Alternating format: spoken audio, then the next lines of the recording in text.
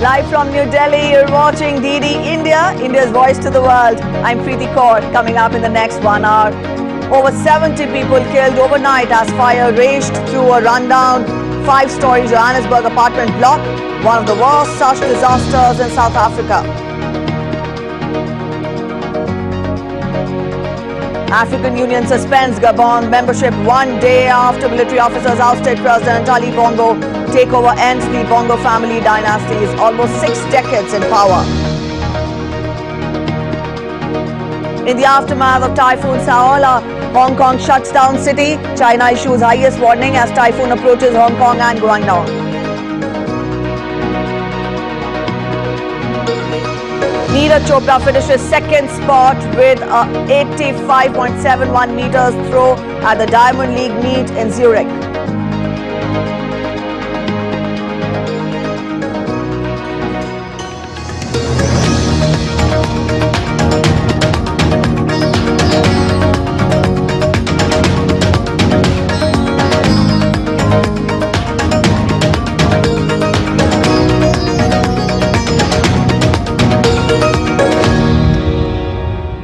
Let's begin by getting you updates related to G20 preparations. We get you first updates from India's capital, New Delhi, which is all set for the G20 summit that is to take place on September 9th and 10th.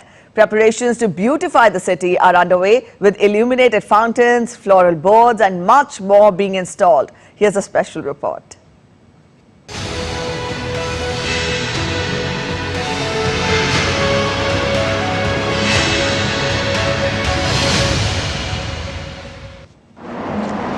Fountains lit up with multicolored lights, and everywhere, lush greenery.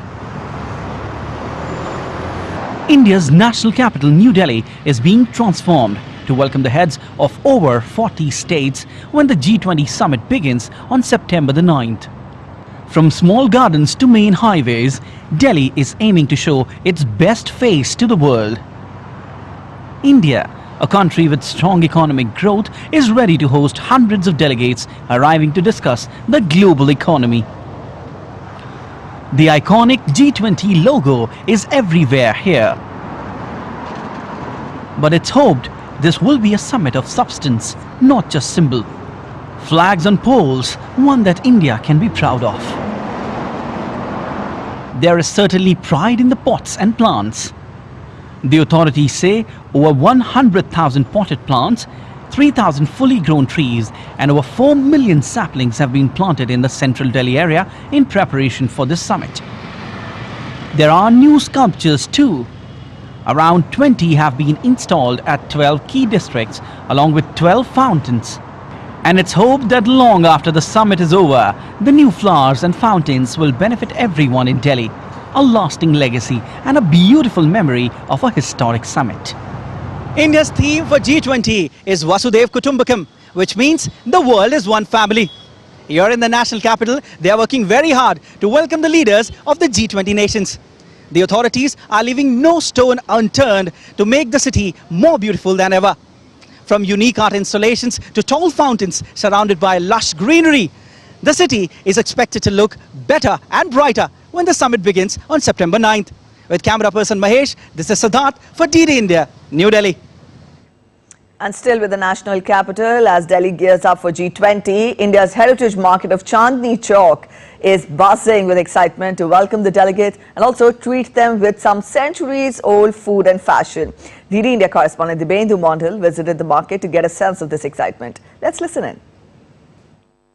As India gears to celebrate G20 and welcome the world leaders, the markets here in Delhi are buzzing with excitement. We are at Chandni Chowk, famous for various eateries, clothes. We are at a famous jalebi shop here in Delhi, Chandni Chowk, and we will straight away go across to this man and ask him, आपका G20 के लिए क्या preparation है?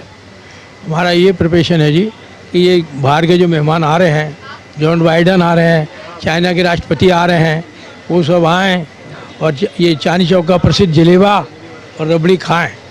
We are on the narrow bylanes of Old Delhi, and these bylanes are filled with hundreds of eateries which dates back to 100 years old during the Mughal era. We are at the Paratha Wala Gali, where they serve one of the oldest type of flatbread, stuffed flatbread, which is deep fried. They have variety of these deep fried parathas, which includes aloo paratha, which is smashed potato parathas, which is a delicacy here in India that is enjoyed by both young and old. There are several people, famous personalities, who have tasted them and have taken back the reminiscence of Old Delhi and the taste of Old Delhi with them. Chandni Chowk is also famous for its fashion. We are here at a lehenga shop that has specifically designed some lehengas for the delegates of G20 who will be visiting the national capital in the next week. Sir, first of all, it's an honor for us that we are hosting G20, and the whole market is very euphoric about it, and we are expecting a lot of people to come and visit Chandni Chowk. We have a new collection. First of all, I would like to show you this lehenga and choli. So this is very popular in Western markets also. And then we have some Indo-Western with a choli and plazo, and with a shrug, with dhoti, with a dhoti and a top shrug. So these are all Indo-Western. They're very popular among the foreign dignitaries and foreign guests, and all we have keep coming in the market. And we are very happy, and we're looking forward that the markets are all open and lot of guests come to Chandni Chowk, and we'll give them a very good collection. As you can see, this is all a new line which we have specially created, keeping in mind the style and the taste of the Western countries, the kind of clothes they wear. So Indian fashion is all over the world. I think after France is India only. So I'm sure they'll be looking forward. In Chandni Chowk, we are also joined by members of the Chamber of Trade and Industry that is looking after the entire preparation. All the country, all the Delhi, all the traders are so excited about G20, and we are eagerly waiting from last 3-4 months to welcome the G20 delegates. And we are educating the traders. Traders are eagerly waiting. Lots of the traders they are not very good in English. That's why they have called their son and grandsons. They are expert in English. They can speak English fluently, because they don't want to get any kind of difficulty to communicate foreign delegates. It is not only the traders who are excited about hosting the G20 leaders. The entire country is equally excited about hosting the G20 leaders and dignitaries and all the delegates that will be visiting not only this market in Chandni Chowk but also across the national capital. With camera person Manmohan Singh, this is Dibyendu Mondal from New Delhi for DD India. All right, so the national capital, they're bracing up for the G20 summit, and women-led development forms the core of India's G20 presidency. India hopes to use the G20 forum to highlight inclusive growth and development. This includes a focus on bringing women to the fore and in leading positions, and in order to boost women participation, organizations across sectors are making extra effort to increase women's participation. Jessica Taneja has the details on this. From the kitchen to the office, from the corridors of power to the boardroom, more women than ever before are opening the doors to work and to a brighter future. Is this role across India? Devi Raju Chintalapati says she never thought of doing a 9-to-5 job. Just a year ago, she didn't know how to type or even access the internet. I started my first innings at the age of 50. So after my children married and my husband is working, so I feel bored and I wanted to work. So I already done, it's 50 years in my household works, everything perfect. But I need to work. That time I don't know how to use a laptop and how to open a laptop and how to communicate in English or Hindi.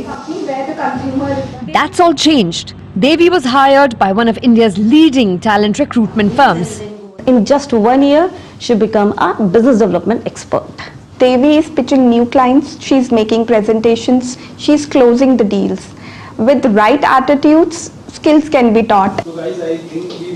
While society narrows down homemaking to a handful of stereotypes, Devi is determined to defy odds and continue working. Last 1 year, I recruited 50 people In that 60% are women. Domain knowledge, not only of the talent. While women are still a minority in India's boardrooms, this organization boasts of a workforce that's 85% women. We've given them an environment where not only people like Shanti, Eva, Devi, but many more women who work for our organization have flourished. They've not only done well and reached their potential, they are now recruiting a lot of women for all the clients that we work for, and hope they will create an environment in the future, and this will be women's age. According to the Center for Monitoring Indian Economy, more than 90% of working age women aren't even looking for a job. But here, women are recruited in automotive and manufacturing industries, which are traditionally dominated by men. They go on to become not just factory workers, but also managers, CFOs and CTOs in the future. But the hard fact remains, fewer than 1 in 5 women work in the formal sector. And that's according to World Bank figures. India will be able to increase female workforce participation if it can find a way to tackle deep-seated prejudices. Jessica Thaneja for DD India. Women-led deliberations are at the centre stage in G20 for India. In the past, G20 never saw participation of women from rural or humble backgrounds, but under India's presidency, such women have now found a voice in G20. In Tanzania, more and more Maasai women are leaving the savannas of their natural homes for a better life in the bustling city of Dar es Salaam. This shift marks a significant diversification of livelihoods as these women seek to contribute cash to their households. DD India's Daniel Kijo has more on this. These beads may be tiny, but they provide a livelihood for Happy Kibonke. She has left her traditional pastoralist lifestyle behind in Manyara and ventured into the city to engage in bead business. Big cities are competitive, but Happy says she's breaking traditional gender norms in exchange for a better income. There is a big difference between Manyara and here. Back home I had very little income. You have to maybe sell a cow to get money. But here in the city I use my hands, make something and get money. According to the Journal of Geographic Association of Tanzania, more than half of the Maasai women who moved to Dar es Salaam use their income for buying food and other domestic goods, including paying for school expenses for their families in rural areas. Experts in gender issues say women reinvest in their families. When a woman succeeds, the benefits are shared by her household and even the society around her. We want women to have more opportunities because their success helps others. While Maasai women in urban cities are free from conventional roles of women in pastoralist societies, back home, Maasai women have no right to own property or livestock, have very limited access to education, and lack power to make decisions about their own lives. But the city brings new challenges, as most municipalities have not yet carved out a place for these nomadic business women. When we work on the road, sometimes we get chased by the municipality, saying that it's not a proper place to do business. Things like that are a challenge. Happy says coming to Dar helped her break away from a patriarchal system. While the Maasai have proudly maintained their traditional lifestyle and cultural identity, pressures of the modern world are changing their way of life. It's hoped that as much as they earn more for their families in urban cities, they don't lose who they are and what has given them worldwide recognition for being one of the most unique tribes in Africa. Daniel Kijo in Dar es Salaam reporting for DD India. And as we know that India is all set to host the 2023 G20 summit, one of the 6 main priorities identified for the summit is green development, climate finance and life. All of the world's coastal cities are coming to terms with the rising sea levels as the hotter atmosphere warms the oceans and melts ice previously locked up on land.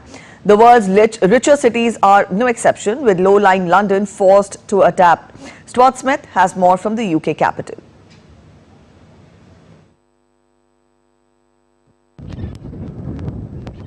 The River Thames barrier needs an upgrade. or a replacement, to keep the fourth richest city in the world safe from flooding. The barrier's main job is to prevent storm surges rushing from the North Sea up the river into central London, a catastrophe which for the last 40 years has been prevented by solid metal and clever engineering. It's been successful so far, but global warming has forced the strategy to change. The latest data indicates that sea levels are rising at a faster rate than they had previously. So we now know here on the Thames, by 2100, the mean tide level will be a metre higher than what it is now. And that's why we need to plan for the future and start that planning now. That could mean closing this barrier less often or building an even bigger barrier downstream. In light of the changing data, the deadline for a decision on what to do has been brought forward from 2050 to 2040. But there are concerns that while the plans to protect London look solid, the legislation and money for the various options has not been guaranteed. At London City Hall, some are pushing for action now. We haven't safeguarded the sites where the barrier needs to come out to the edges of the river, and if you don't do that, then how can you fit a new Thames barrier? And we need to have those sites safeguarded, and additionally we need some funding, proper funding for the Environment Agency, so that they can really start to take this forward. Part of the issue, Cooper believes, is complacency and a lack of awareness about just how vulnerable London is. Public awareness, particularly in London, is low of the impacts of flooding. I think there has been a tendency in this country to, in some cases, pretend that flooding is an issue for other countries abroad. I don't think that is the case at all. I think it will affect us not just around this country, but also in London, and therefore Londoners should be paying attention to this just as much as citizens anywhere else. A new barrier would protect an additional 500,000 people and hundreds of billions of dollars in infrastructure. The debate isn't about whether something needs to be done, but when to make the call on the best solution. The designs for a new or upgraded barrier will be tested well over half a century later, all while the effects of climate change continue to manifest. Some scientists are trying to work out what it would take to stop that process. For sea level to sort of roughly stabilise, we would have to go back to pre-industrial temperatures.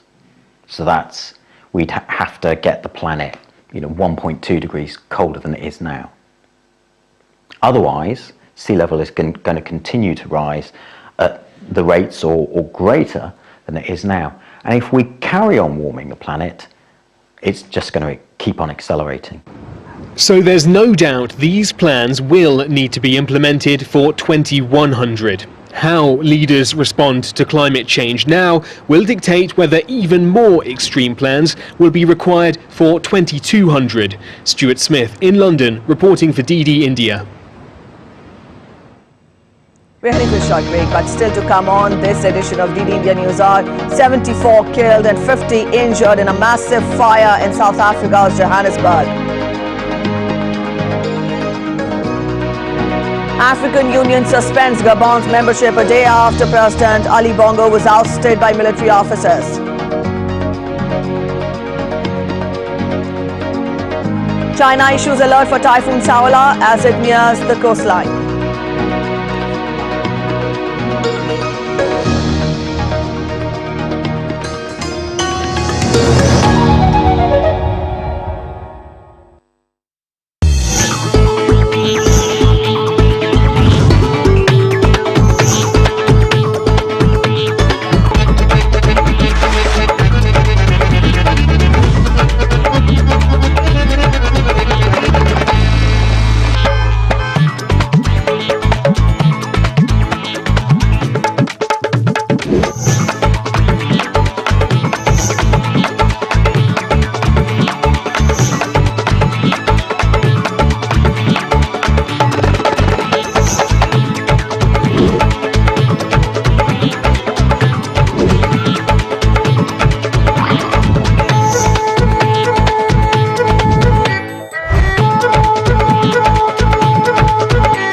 Welcome to Jaipur.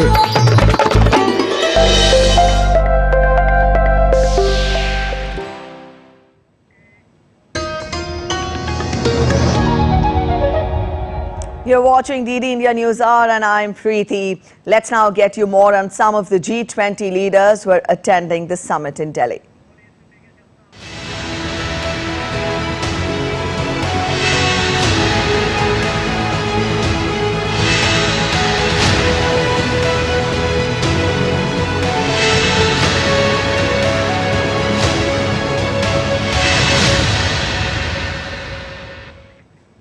Emmanuel Macron is the 8th president of France. He was born on December 21st, 1977 in Amiens, northern France. Macron graduated from the École Nationale d'Administration in 2004. He also worked as an inspector of finance, contributing his expertise to the French government. In 2012, Macron became a part of President François Hollande's team, serving as the Deputy Secretary General of the Élysée Palace. Between 2014 to 2016, Macron was appointed as the Minister of Economy, Industry and Digital Affairs. Macron launched the movement en marche in April 2016. On May 7, 2017, Macron made history by becoming the youngest president in the history of France at the age of 39. Macron was re-elected as president on 24th of April last year.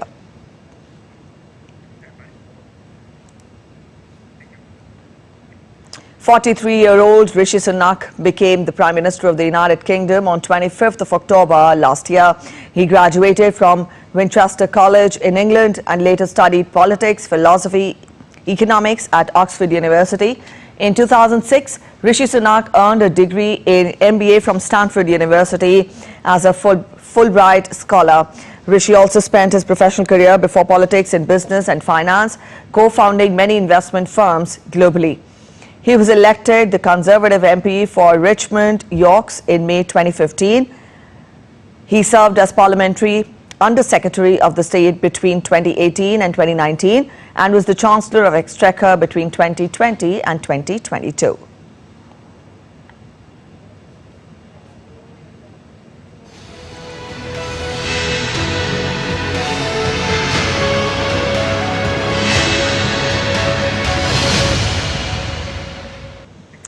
All right, so that was about G20 preparations. Up next, we get you weather details and how weather woes are being faced by people across different continents. Hong Kong raised the strong wind signal to number 8 as Typhoon Saola approaches. The stock market and schools will remain closed on Friday. China has issued the highest typhoon alert as Typhoon Saola approaches the southeastern coast, threatening Hong Kong and other major manufacturing hubs in nearby Guangdong province. Hong Kong's observatory said that it expects heavy rain and violent winds, while the city's water level is expected to rise appreciably until Saturday, with the potential for serious flooding. The typhoon may be strongest to affect Hong Kong in 5 years. The city's flagship carrier, Cathay Pacific Airways, has cancelled flights as Super Typhoon Saola edged closer to the city. Andrew Wood is joining us. Andrew, good morning. We've just given a broad outline of how Hong Kong could be affected by Super Typhoon Saola. Let us get the latest from you. When is the typhoon expected to make the landfall and what preparations have been put in place?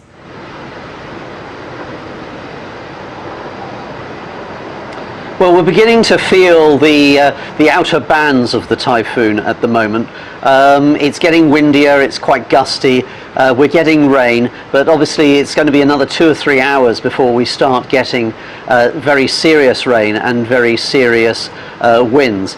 At the center of Super Typhoon Saola, there's hurricane force winds. We're not quite sure whether the center, how close to the center it will come to Hong Kong, probably about 100 kilometers. So we're going to really feel the effects in the next couple of hours quite seriously.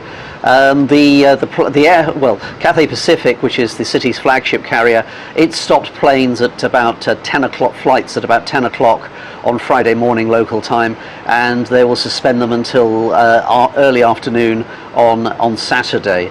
So as you say, schools are closed, buses have stopped, the stock market's not trading. It's very weird when you walk around Hong Kong just before a typhoon.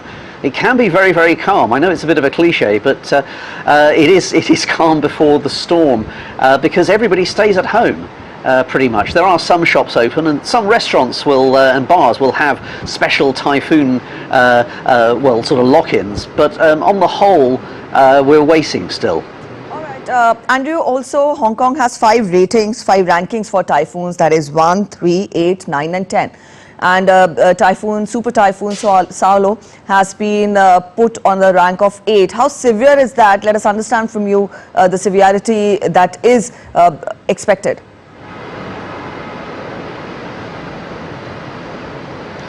Well, that means winds of more than 100 kilometers per hour.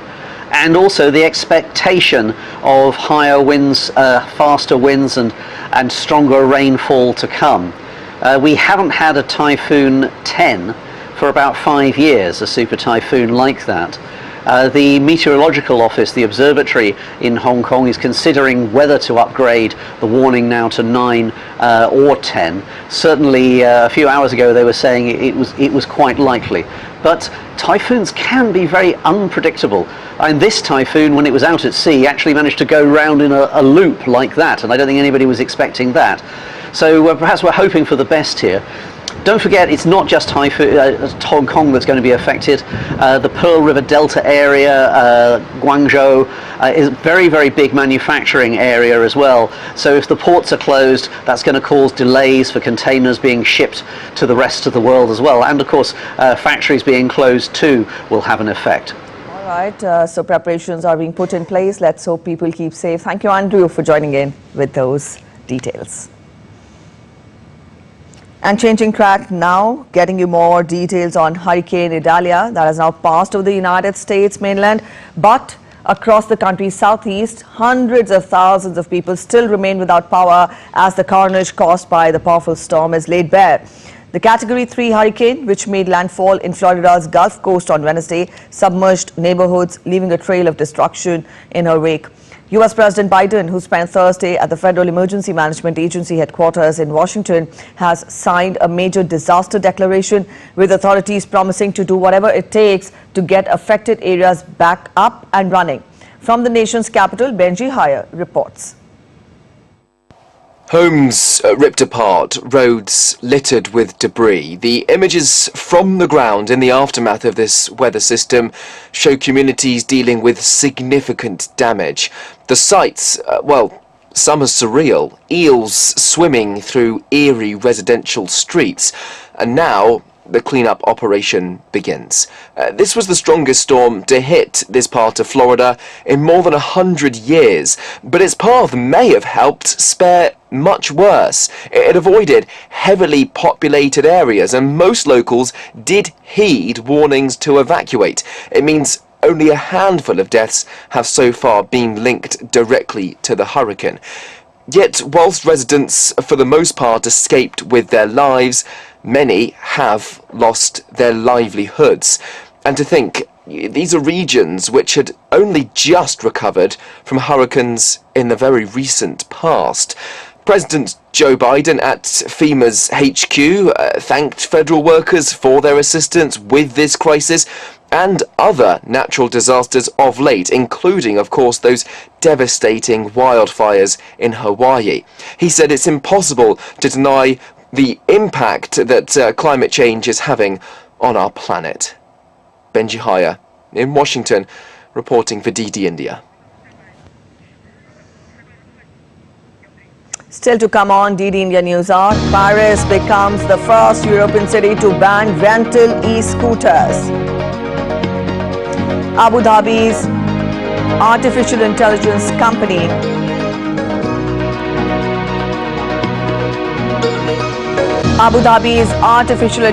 company Inception, a unit of G42, has released world's most advanced Arabic large language model, RAIS.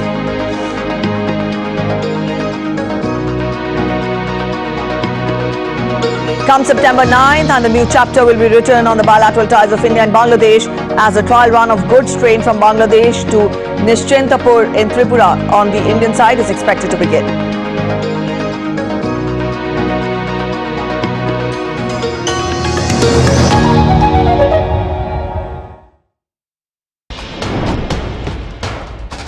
Wherever Whenever news breaks, whatever it takes. Connecting corners, cutting across continents. Stories that matter from across the globe. Accurate, authentic journalism that serves you right. From politics to glamour, from sports to world affairs, with a fusion of aesthetics and substance. Introducing news in a new avatar. Experience the world through a new lens. Stay tuned to DD India for an exciting journey beyond. Welcome back after the break. You're watching DD India News Hour and I'm Preeti. And now we take a quick relook at the top stories we're tracking this hour. African Union suspends Gabon's membership one day after military officers ousted President Ali Bongo. Takeover ends the Bongo family dynasty is almost 6 decades in power. In the aftermath of Typhoon Saola, Hong Kong shuts down city. China issues highest warning as typhoon approaches Hong Kong and Guangdong.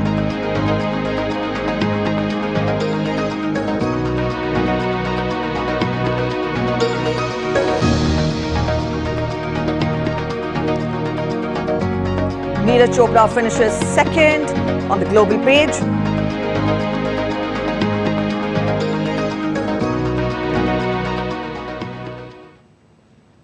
Electric scooters are no longer available to rent in Paris after residents voted to ban them from the streets. It is the first time a major European city has adopted electric scooters, before then choosing to ban them completely. Stuart Smith has more from the French capital. Since 2018, parking bays like this one have been dedicated to electric scooters, but you won't find any of those here now. The 3 providers of e-scooters in Paris have packed them up and sent them to other parts of the country, as well as to other parts of Europe. When brought in, they were the new face of city transportation, paid for and unlocked simply via smartphone and non-polluting. But some residents in Paris found them a nuisance and a danger. Last year, 3 riders were killed using them and 459 people injured. That prompted a referendum. Earlier in the year, Parisians were asked if they wanted to keep the scooters. 89% of voters said no, though only 7.5% of those eligible to vote actually expressed an opinion at the ballot box. Nonetheless, the city decided to let the operator licenses expire last month. And so it's back to more traditional forms of transportation in Paris, with operators planning to bring in more e-bikes ahead of the 2024 Olympics. Stuart Smith in Paris, reporting for DD India. Uber on Thursday launched an electric motorbike service in Kenya, its first in Africa. This as the company seeks to make its global platform emissions free by 2040. In Kenya, the company plans to have 3,000 new electric bikes, dubbed as Electric Border, within 6 months.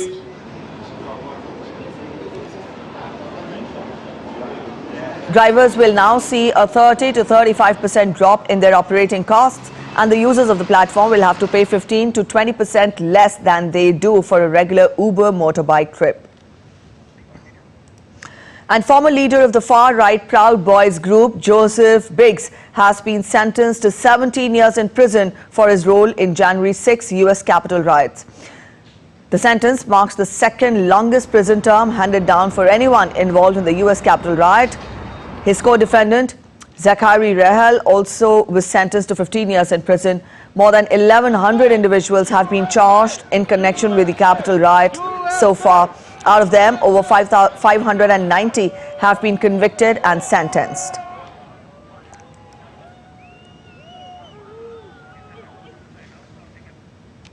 In an attempt to connect more with the various sections of the society, Brazilian President Lula da Silva interacted with people at a soup kitchen in Rio de Janeiro. President Lula launched Brazil Without Hunger to beat the poverty and hunger situations. He insisted that Brazil does not lack in food, but money is what brings him parity. A section of society has much to eat and the other may go without food for many days. He emphasized that the nation needs more jobs to ensure everyone has food and the wealth of the nation gets equally shared. Let's get you updates from the markets now. In the US, the Wall Street closed out the month in the red after a lackluster performance during the final day of August. Inflation data also put on Thursday will probably do little to change minds as the Federal Reserve are ahead of the next monetary policy meeting. Nick Harper has sent this report. It's been a tough month for Wall Street, in fact the toughest month so far this year. And despite a 4-day winning streak where the main indices remained in the green, Thursday's session didn't do enough to help the benchmarks claw their way into positive territory for the month. All three were down more than 1% for August. For the day, the Dow dropped 0.5%, the S&P also fell, down 0.2%, and the Nasdaq managed a small gain of 0.1%. On the economic data front, the core personal consumption expenditures index, a gauge of inflation, showed an increase of 0.2% month over month. The reading was in line with expectations, but still a disappointing increase, following more than a year of aggressive interest rate rises by the US Federal Reserve. Now, Friday will see the release of the all-important monthly jobs figures. A particularly robust reading, with hiring outstripping expectations, could push the Fed to hike rates again in September. As it stands, though, the thinking is that the US Central Bank will leave rates unchanged. One bit of company news, and Dollar General's share price fell off a cliff on Thursday following the release of a quarterly report showing a considerable earnings miss. Shares dropped 13% on the news. Nick Harper in Washington, reporting for DD India. Changing track now, United Nations Secretary General has sent Russian Foreign Minister a set of proposals aimed at reviving the Black Sea grain deal. The letter comes ahead of a meeting between Russian President Vladimir Putin and his Turkish counterpart Tayyip Erdogan next week. Russia quit the deal in July, complaining that its own food and fertilizer exports faced obstacles. We presented a set of concrete proposals in a letter I've sent to the Russian Foreign Minister. We presented a set of concrete proposals allowing to create the conditions for the renewal of the Black Sea Initiative. I believe that working seriously we can have a positive solution for everybody, for the Ukraine, for the Russian Federation, but more important than everything else, for the world in a moment in which so many countries are facing enormous difficulties in relation to guarantee the food security of their populations. And now we'll take you to Africa. 74 people were killed and 50 were injured in a massive fire in South Africa's Johannesburg. The fire broke out in a 5-storied building supposedly occupied by criminal gangs. It is estimated that over 400 vulnerable people lived there. Reports suggest that the building was being used by criminal gangs.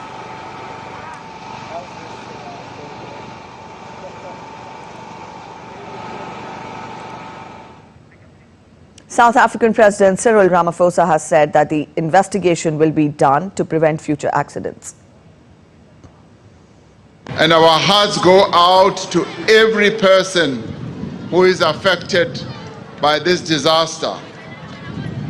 This incident calls on all of us, from the emergency services and other entities of government, to reach out to survivors, to help restore people's physical, psychological well-being, and to offer all material help and assistance to the residents affected by this. And I do hope that the investigations into the fire will enable communities and authorities to prevent a repeat of such a tragedy. The African Union on Thursday suspended Gabon's membership 1 day after President Ali Bongo was ousted by military officers. Now, this is the first regional response to the coup. The takeover in Gabon ended over 6 decades of rule by Ali Bongo's family. Meanwhile, markets and trade in the border town near Gabon remained suspended. The military junta, however, said that it had resumed domestic flights and restored some state institutions, but land and air borders remained shut. The coup leader who overthrew Gabon's Bongo dynasty will be sworn in as president on Monday. From Gabon to Niger now, in there. Ruling junta has ordered the police to expel France's ambassador, a move marking further downturn in the relations and one that Paris says the military had no authority to make. The coup's leaders are following the strategy of juntas in neighboring Mali and Burkina Faso in distancing themselves from the region's former colonial power amid a wave of anti-French sentiment. The visas of French ambassador to Niamey, Sylvain Ait, and his family have been cancelled, and police are instructed to expel the envoy. The move was condemned by regional African authorities and also by the Western nations.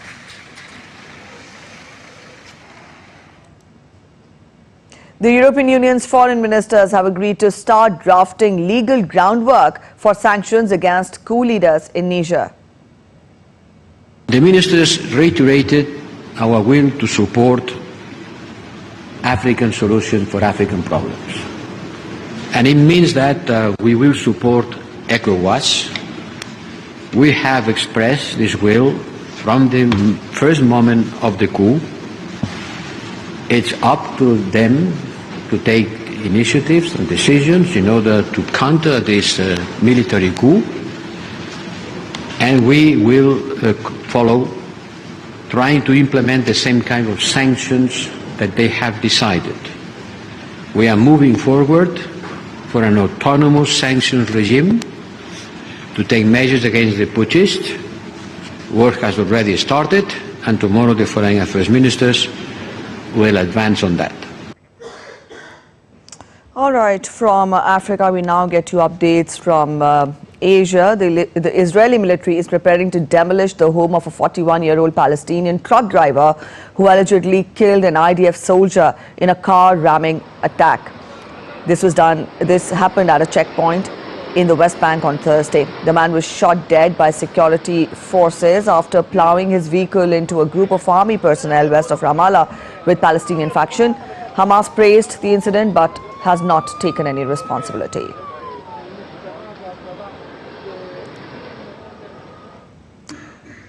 All right, that was about the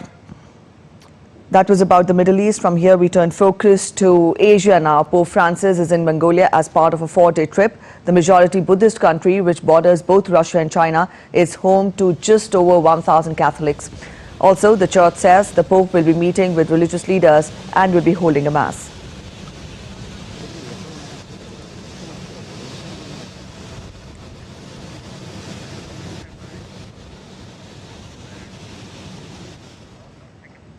Come September 9th, and a new chapter will be written on the bilateral ties of India and Bangladesh as the trial run of goods train from Bangladesh to Nischintapur in Tripura on the Indian side is expected to begin.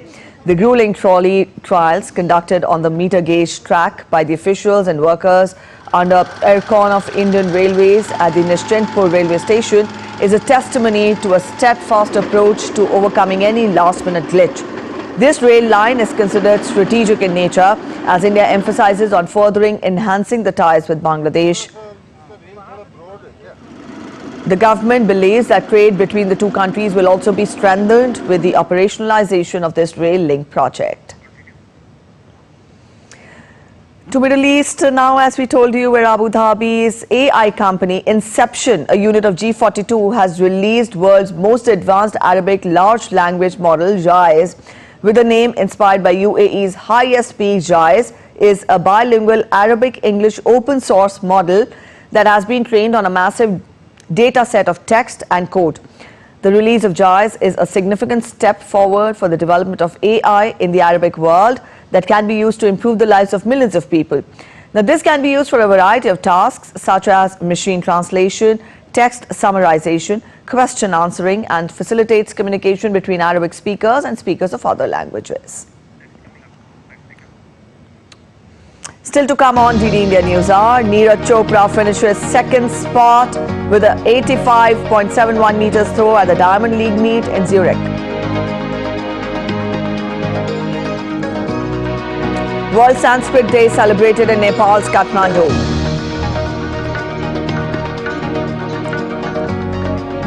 Japan is celebrating the return of its first restriction-free summer festival season since the start of the pandemic.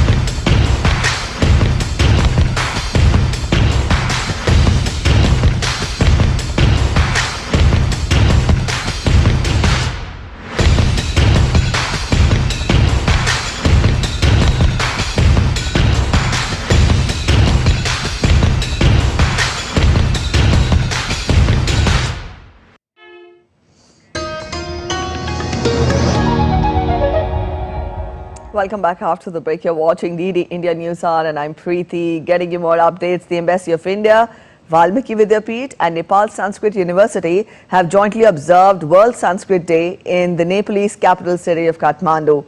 The one-day seminar was inaugurated by the Chancellor of Nepal Academy. At the inaugural session, students performed Bharatnatyam dance. Sanskrit is a 5,000-year-old language called Dev Vani, or the language of gods. The seminar was attended by Sanskrit scholars and academicians from different institutions.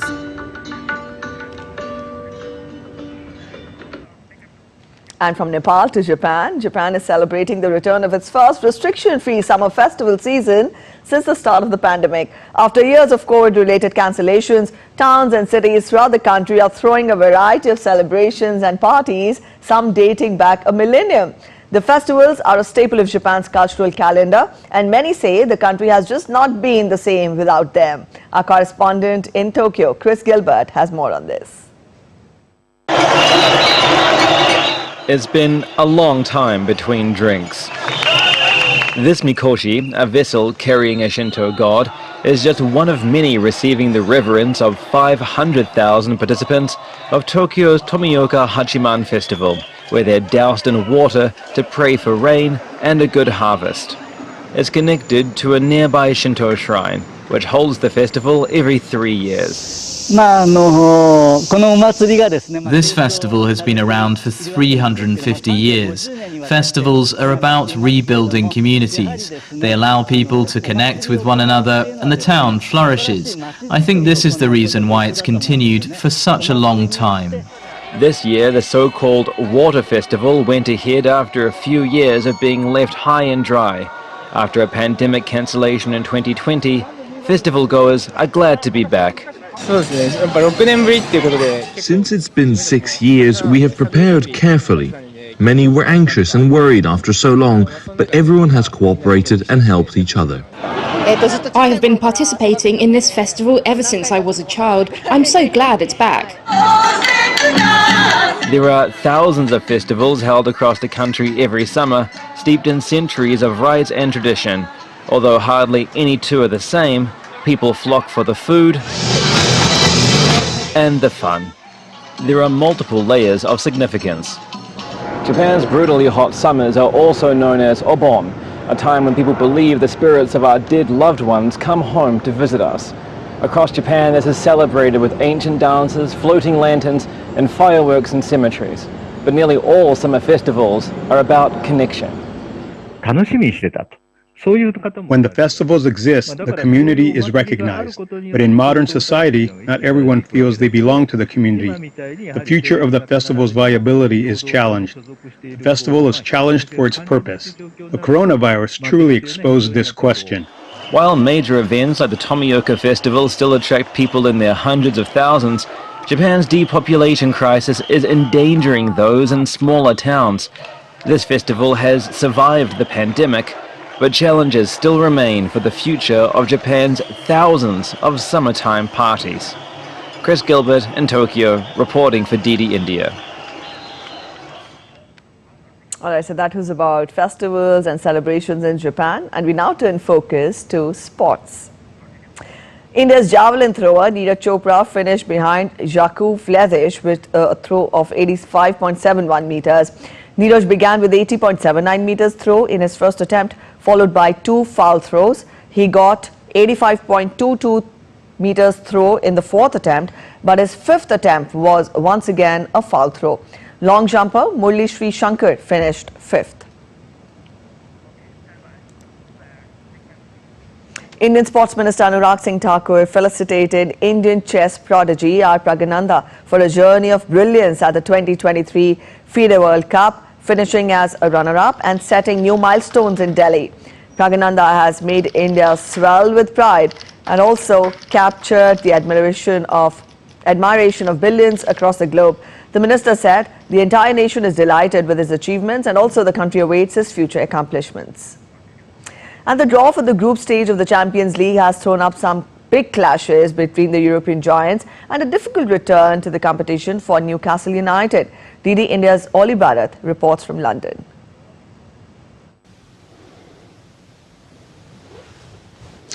Well, Group A contains Manchester United, who, of course, coveted Harry Kane but weren't able to sign him from Spurs, against Bayern Munich, who were, as the English striker goes in search of silverware. Perennial winners Real Madrid. In Group C have Italian champions Napoli to contend with. Arsenal, having added Declan Rice in midfield, will play PSV Eindhoven, RC Lens and Sevilla. Atletico Madrid, Lazio and Celtic also share an interesting group.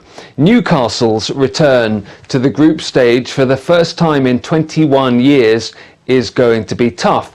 They are drawn in Group F with Paris Saint-Germain, albeit no longer with Messi or Neymar in the squad. Former champions Borussia Dortmund and AC Milan as well. Now, Newcastle have high ambitions under Saudi ownership, and this is certainly a chance to show how close they are to the European elite.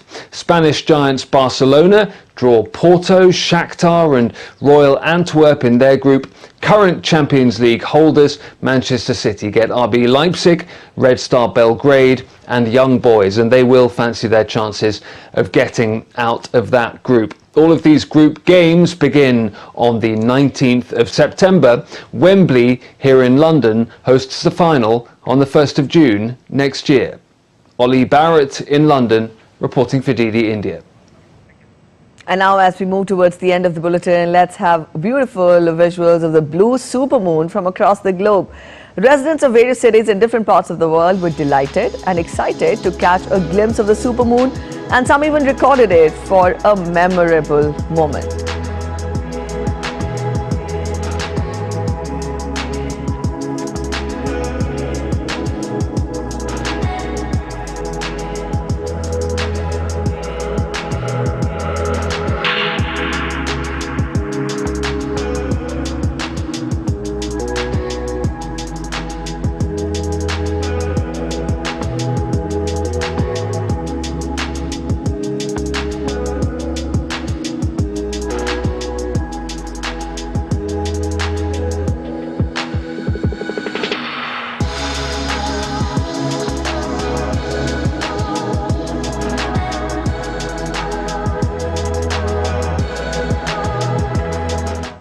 Alright, with these beautiful visuals, we end this edition of DD India News Hour, but let us know your thoughts on the news of the day. You can connect with us on Facebook, X, which is formerly known as Twitter, and also Instagram. We'll be right back with more news as it breaks here on DD India. I'm Preeti signing off, and from all of us here in Delhi, thanks for watching DD India News Hour.